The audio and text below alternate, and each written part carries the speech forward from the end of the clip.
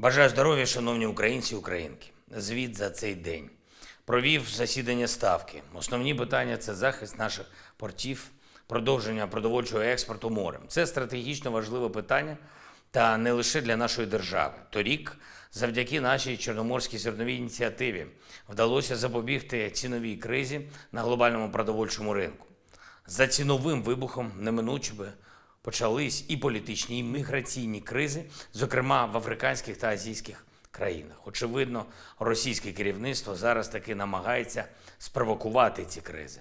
Без нашого експорту дефіцит на глобальному ринку буде, на жаль, дуже відчутним і не лише для найбідніших країн. Різні країни відчують. Від Лівії і Єгипту до Бангладеш і Китаю. Ми працюємо з нашими партнерами, щоб запобігти цьому. Зі свого боку розробляємо варіанти дій, домовленостей для того, щоб зберегти українську глобальну роль гаранта продовольчої безпеки. І наші морські виходи на світовий ринок. І робочі місця для українців в портах та аграрній індустрії. Ми боремось і за світову безпеку, і за нашого українського фермера. До речі, напередодні зустрівся з представниками африканських ЗМІ, друкованих видань, радіо, телебачення, з Південно-Африканської Республіки, з Нігерії, Кенії, Уганди, Гани, Беніну, Кот-д'Івуару. Вони були не лише у Києві. Вони відвідали і Херсонщину, і Бучу, спілкувалися з рідними жертв цієї війни. Щоразу, коли журналісти з інших країн приїжджають в Україну та на власні очі бачать наслідки російської агресії, вони повертаються додому з правдою про цю війну. І ми говоримо з ними під час інтерв'ю не англійською чи французькою мовами, ні. Ми говоримо мовами правди. І це дуже допомагає нам тримати та збільшувати увагу світу до України, до нашої боротьби за свободу. Ми говорили з африканськими медійниками, зокрема і про ситуацію з зерновим експортом, російською агресією проти глобальної продовольчої стабільності.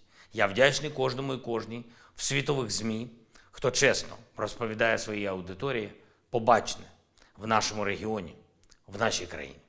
Звичайно, на ставці були доповіді військових, розвідки, Служби безпеки, МВС. Питання зрозумілі. Ситуація на передовій, усі гарячі напрямки від Куп'янського до Херсонщини, Донецька область, південні райони Запорізької області.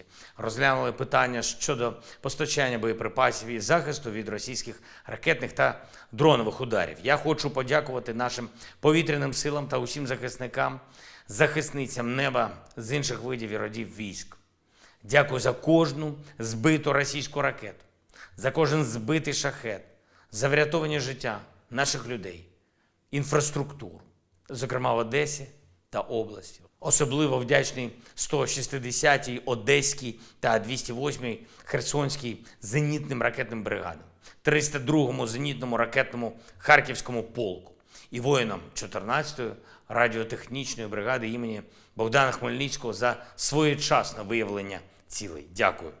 А кожен факт використання компонентів з країн вільного світу для виробництва зброї російських терористів, зокрема ракет і шахедів, кожен такий факт буде нашим аргументом, що наявних санкцій, тиску проти Росії недостатньо. Світ повинен настільки обмежити торговельні відносини з державою-терористом, щоб жодного компоненту із вільного світу не можна було використати для терору. Я провів сьогодні важливу нараду щодо духовної незалежності України, наших подальших кроків для захисту прав і законних інтересів громадян України у сфері релігійних відносин. Невдовзі будуть новини. Продовжуємо роботу і над підготовкою доктрини України, над нашою повоєнною трансформацією та вже сьогоднішніми рішеннями заради допомоги нашим людям.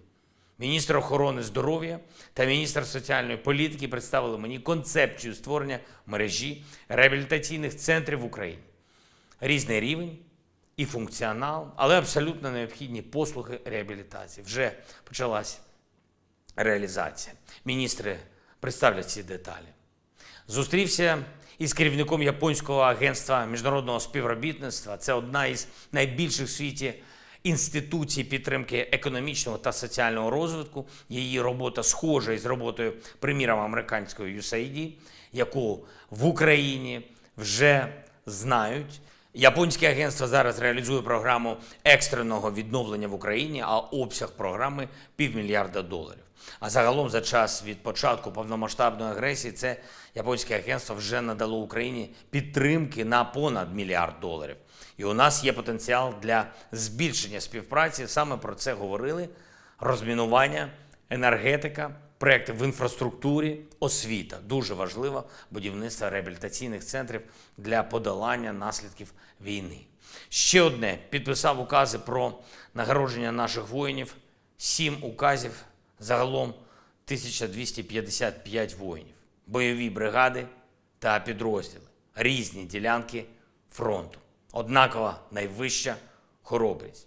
Із 24 лютого державними нагородами відзначені майже 51 тисяча українських воїнів.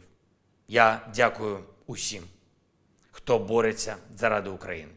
Слава усім нашим героям, кожному і кожній, хто воює заради України, хто тренує наших воїнів, хто лікує і відновлює після поранень. Я дякую всім в світі, хто допомагає.